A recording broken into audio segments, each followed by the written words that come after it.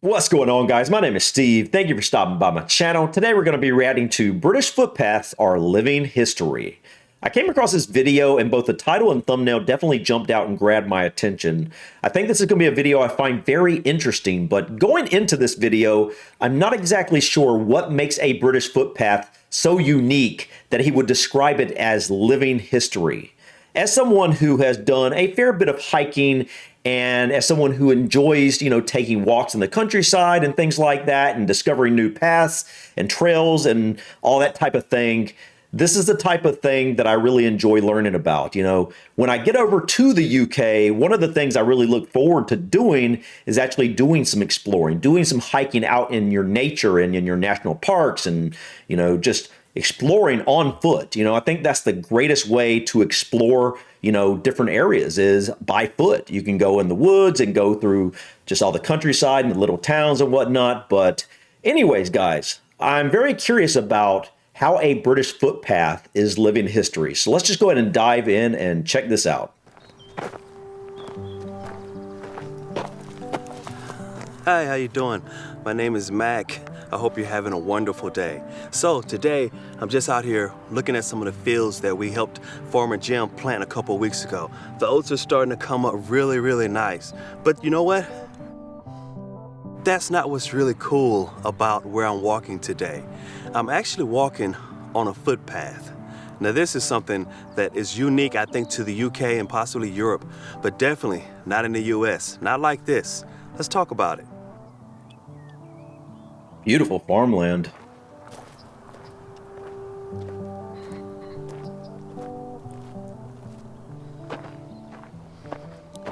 Okay, so now, of course, the US has hiking trails and footpaths and things of that sort.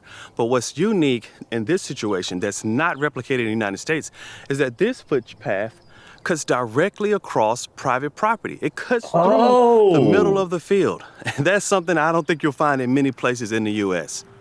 He's absolutely right. You will not find that in the US. I mean, I'm sure somewhere across this country you'll find some private landowners that are okay with people walking on their land, but it's very rare. Most landowners have no trespassing signs and private property signs posted on the outskirts of their land. If you were to walk on their land, you would get charged with trespassing.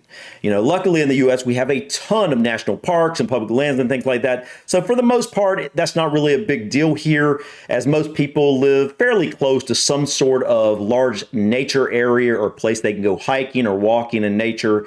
And so obviously that's a good thing. But this is interesting. It kind of reminds me of a right to roam that Scotland has. I checked out a video about that maybe 3 or 4 months ago, and I thought that was really interesting. And once I learned that the majority of the land in Scotland was privately owned by large landowners or wealthy landowners, and most people, if a right to roam was not passed, most people in Scotland would literally not have easy access to be able to, go hiking and be able to really explore nature and walk these nature trails and things like that.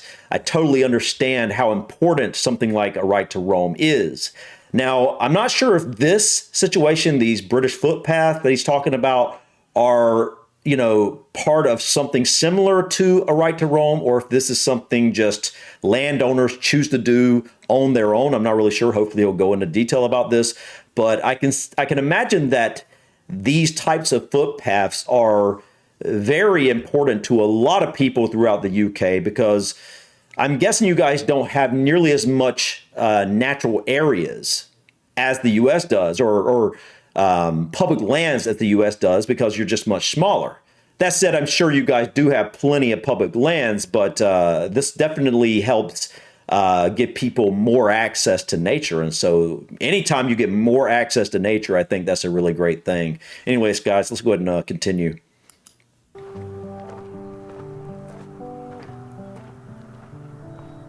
I love beautiful farmland like We're that. talking about a path that cuts across private property across someone's field. This wouldn't happen in the U.S. There are no No. trespassing signs, and then just the general idea and knowledge that you can't cross onto anyone's private property in the Absolutely. U.S. It's And true. there definitely would not be maintained footpaths cutting across someone's field. Again, if farmers are generous, landowners are generous, and if there's a historical path there, they may allow it. It would run along the edge of the field. I promise you, Right, it would almost yeah. never cut across the center of what is a planted field. That's what's really unique about the British footpaths in relation to the U.S. footpaths.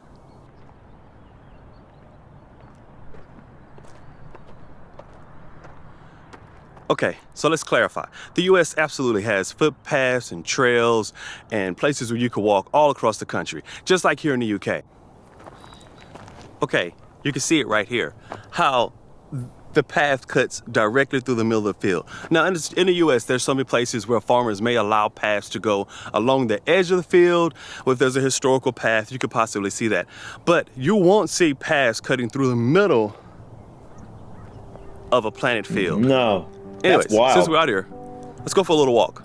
So wait, so the farmer actually does this himself? He just said, you know what? This is the old footpath, for example. Maybe it's a historical trade route or something like that. And he chooses to actually continue keeping it up. And even though he's going to plant his field, he avoids planting along this trail. That's awesome, man. That's so cool, man. That's something I would probably do, if I own a big piece of land, because I as long as people aren't going to vandalize or whatever, I'm good with it, man. Give people space to roam and stuff. I love that, man. That's awesome. That really is awesome.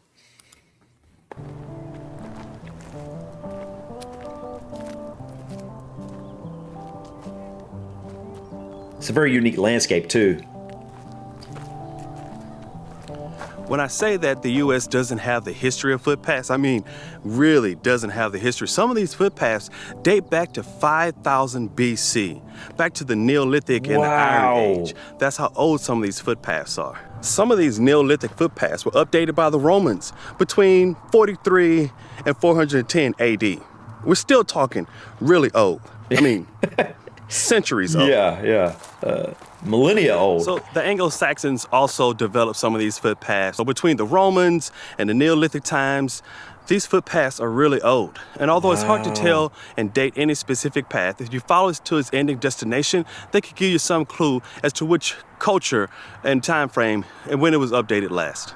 The great thing is that the UK continued to support these paths, and people are still allowed to use them as freely as they've always used them in historical times.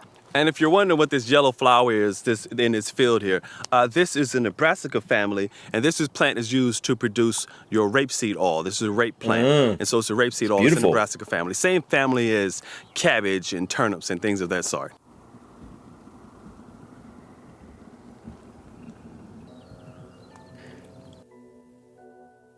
What is on? It looked like mulch on the ground, but I can't tell.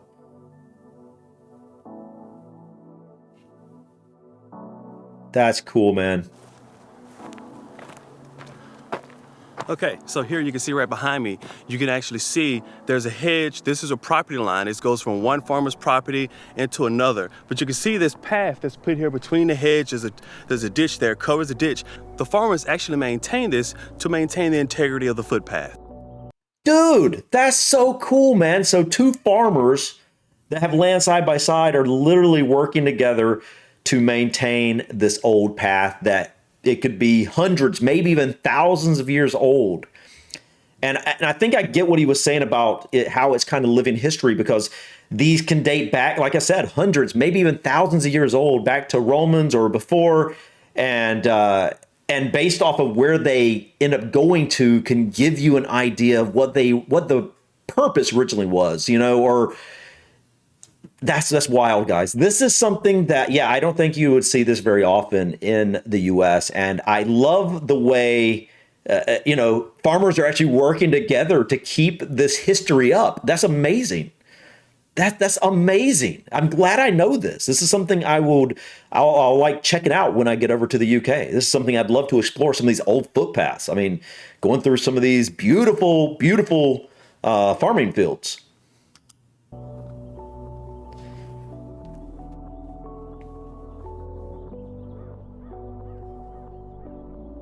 Yep, there it is. Wow, But man. I tell you, this is absolutely gorgeous.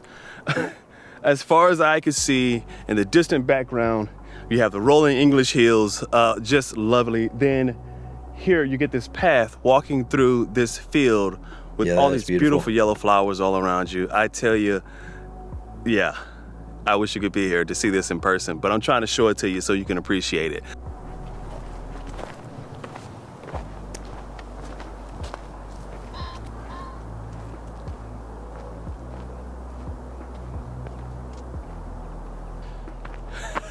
Okay, I know I already mentioned it, but seriously, it is literally a sea of yellow. It's just as far as I can see. You can see some trees sticking up through, in different places, but just the fields just extend, and it's just yellow field after yellow field after yellow field. And then I've walked through several yellow fields already to get to this point. So it's just really beautiful. If you you ever get a chance to drive out through the spring, through the English countryside, you can see this for yourself. If you ever get that opportunity, I do suggest you take it. It is really beautiful. And if you can find a footpath, walk along the footpath. Of course, you have to stay on the footpath. You can't go walking across the fields. Yeah, you wouldn't want to do that. This reminds me of something, guys. I want to learn something about the windmills. Like I have no experience with windmills. I don't think we really have a ton of windmill infrastructure here. I know we have some, but I know you guys have a lot more windmills there. And it's interesting that they're just on these farmers' property. Is that where windmills usually are? Are they usually on farms like this? I know you guys have some windmill farms, out in the ocean or out, the sea or whatever. But I just find this really, really interesting as well.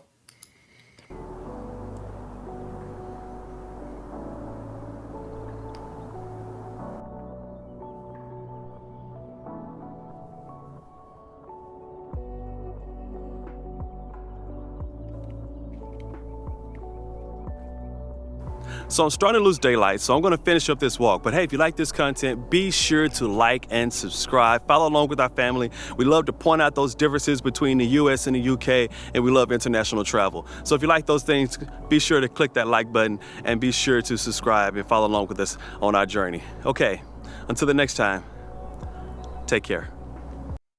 Awesome, guys. Beautiful video, beautiful landscaping. Really enjoyed this guy, how he explained this. Very simple, but something I did not know before. So I love how the farmers actually work together to maintain these paths that are in some cases millennia, at least centuries old, but in a lot of cases more than a millennia old. And I can imagine that because, they're going through private property, you're going to see a very, you're going to go through different, types of farms, so different plants and whatnot. And I think it's going to give you a very, as you walk along these paths, you're going to get it's going to be very unique, the landscape as you go along. Now, I'm really curious. How far are these paths? How far do they go? I mean, are we talking about a mile? Are we talking dozens of miles? Or, if I can imagine that if they're connected, like if multiple trails are connected, that would even be better. But I don't really know. He didn't really go into detail about that. I'd love if someone could chime in the comments and tell me a little bit more about how these work. Are they usually kind of connected and you could like get on one trail and just continue walking through this private property and another farm and another farm. And eventually you'll come across a different trail that you can fork off and go a different way. And it'd be really interesting to kind of explore, walk these trails and explore where they go. I guarantee you're going to come across some really interesting historical sites and stuff at some point. Very unique. Like you said, we have a ton of hiking trails and stuff in the U.S. So that's not the unique thing. We like, for example, we have even the Appalachian Trail. It goes from Georgia to Maine. It takes you like if you get on in Georgia, it'll take you like 6 months to hike it all the way up to Maine. It's like 2,000 and some miles long. Most of it's going to most of it through the mountains or whatever, and a beautiful place, but it's different because this is actual private property owners, farmers, maintaining these very historic trails. That's completely different from what we got here. We have old, Native American trading paths and things like that, but, most of that is on private land now. And that you can't trespass on, or it's on public land is what I was trying to say. But this is interesting, guys. I'd like to know more about this. Is this kind of like the right to roam, or are these literally farmers that are just being very generous with their property and also with their time actually maintaining these trails? I'm not sure. But anyways, guys, let me know in the comments, what do you know about these British footpaths? But anyways, guys, thank you so much for stopping by. Please click that like button. Feel free to drop your comments or suggestions about this video or others. And don't forget to subscribe to continue to follow me on my journey to discover my British and Irish ancestry. Till next time, guys. Peace.